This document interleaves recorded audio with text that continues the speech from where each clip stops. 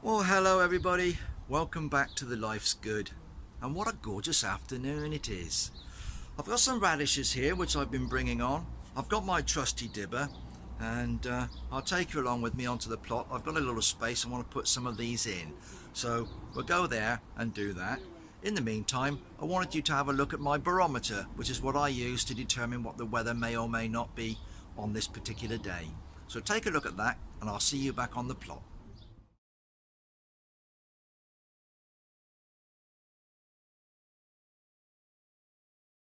Well, this is my late grandmother's barometer, and through inheritance it's become mine. And I look at this, I refer to this every day to see some indication of what the weather may be like during that day or evening and so on. Without going into too much detail, guys, it's got two pointers. It's got the black one, which moves according to the air pressure, and it's got this silver one, which you can adjust by hand. The idea being that you move this one until it's in line with the darker one. And over the next few hours, you can come back and have a look. And the needle may have moved either one side or the other. And that gives you an indication as to which way the weather is going. It's either improving or it's deteriorating. Now, for the last couple of months or so, I'll put this back, this is where it's been. It's been on this side of the barometer, which is the showery and rainy side as far as the weather is concerned. Now, it's pretty accurate. I'm not entirely certain how it operates. It's to do with a vacuum vessel inside. It operates based on air pressure, and the higher the pressure, generally speaking, the nicer the weather. The lower the pressure, the wetter the weather. Not always the case. There's a few other sort of complicated parts to that. But for the last weeks, 3 weeks, a month, even more, it's been constantly on this side of the central changeable position. Now, in the last 24 hours, this needle has moved all this way over to this position, which is indicating very dry and warmer weather. It's gone through the clearing and the cool weather, gone towards fair, and now it's dropping down towards very dry. Well, this is an improvement. June is improving. It doesn't tell you how many days it's likely to be this condition, but at least to me, that's telling me that for the rest of today, and indeed possibly tomorrow, the weather's going to be pretty nice, which is good news for my gardening.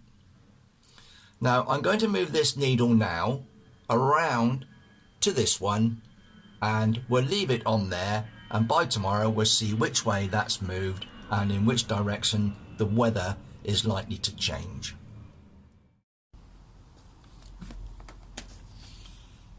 Well, I hope you enjoyed that insight into the use of my barometer.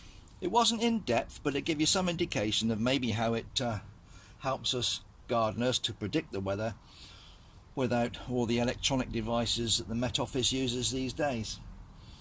Right, well, I've got this little space here. The spinach is just in front of us here. Some of these plants have been cleared out.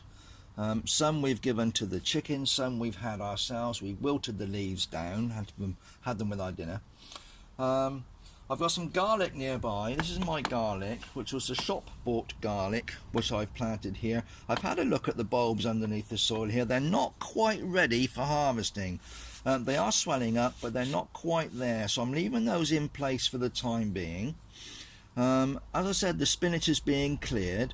We've got lettuces here, which are slowly being used up, but this little space has become available, and as I've no longer got any radishes on the plot because the last ones bolted to seed and became useless, so I quickly sowed some more in this multi-cell tray, and I'm going to pop some of them in here and see if I can't get some more. They grow very quickly, so it won't take long, although with the warmer weather now they may be a little bit fiery when I come to eat them. So as I've shown you before, I'm going to put some in here. I'm going to use my dibber and just make a little hole and see if I can prise one of these little plugs out. There we go. If you can see that, I've got 1, 2, there's 5 in there. all sewn together, and this little plug, complete with all its roots there, I'm going to pop into that hole there, push it in, and hopefully they'll come on now, and I'll have a nice little clump of radishes there. Now I'm putting the next clump oh, excuse me, I'm putting the next clump about sort of 6 inches apart, 4 to 6 inches away, and making another hole with the dibber, and again we'll see if we can get a little plug of these out. And what have we got here? 1, 2, 3, 4, 5. There's actually 6 in this one, guys, so that's nice. They'll all come on together. They do like growing with their buddies, and what I do is, as one matures and becomes a good size for eating, I twist that out, and that allows space for the next ones to come along. So I've got a couple of clumps in there. I'll move that out of the way a bit, do another one, again about 6 inches away, make a little hole, and take one of these plugs. Let's have a look. What have we got in this one? These are doing quite well. 1, 2, 3, 4, 5. There's 6 in that one, so hopefully these will come on lovely, and we'll have radishes to go in our salads, and I do like them in sandwiches as well, sometimes with a bit of beef and so on. Well, there we go, guys. There's a few clumps of radishes popped into that little space there, so looking forward to those coming on. I'll have a little wander around the garden and see if there's anything else I want to show you, so bear with me as I get myself organised, and we'll show you a couple of other things before you go. I did manage to remove all the radishes from in between my carrots. They'd all bolted to seed. The radishes were very woody, very small, and a lot of them were splitting. Certainly no use for eating. Some of the leaves went to feed the rabbit, and everything else has gone on the compost heap. And I just wanted to show you, because you couldn't see them before because the radishes were here, but these are my carrots, and they've got some nice foliage on them. I'm very pleased. I've got 4 rows of carrots here. I'm trying not to create too much shadow, guys. The sun's just dipping on the horizon. Yeah, so I've got 4 rows of lovely carrots growing here. These are Autumn King, so again, looking forward to harvesting those. Adjacent to those, if I can get out of the way a bit and let you see without too much shadow, these are my parsnips. They have recovered from an attack by a chicken. Daisy, bless her, managed to pull a few out, but I did replant them and they seem to be all right. They've sort of come back, although she did eat a few, so she had a little bit of supper, a little bit of a treat, bless her. But the rest of them seem to be okay. And I've got some spring onions here. You can just make these out, I expect. It's a bit shadowy on this side, but got some spring onions here. We've started harvesting these, and they are quite delicious and quite spicy actually. And yeah, I think they were ramrod. They were the type that I grew this year. I have got some more in a tray inside the greenhouse, so I will be trying to find a space to pop them in sometime, just to see if I can get a late crop of spring onions.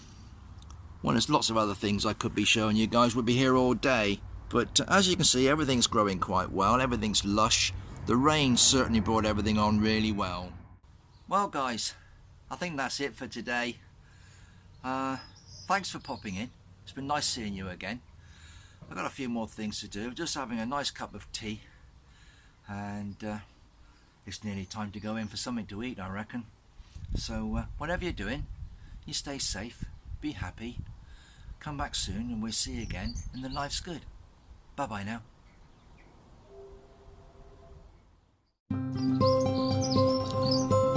Somebody asked me what happened about the blue tits in this little box, guys. If you remember, we have blue tits nesting in this little box adjacent to our decking behind our lounge. Well, the short story is they fledged. One day the adult birds were flitting in and out with all manner of worms and grubs and bugs and things, feeding them.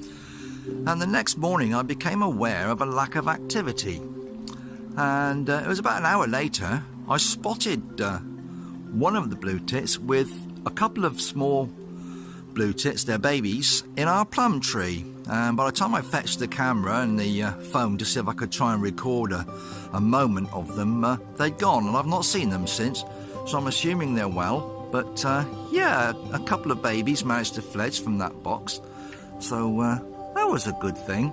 But unfortunately I was unable to film that moment, so a bit of a shame, but good news for the Blue Tits.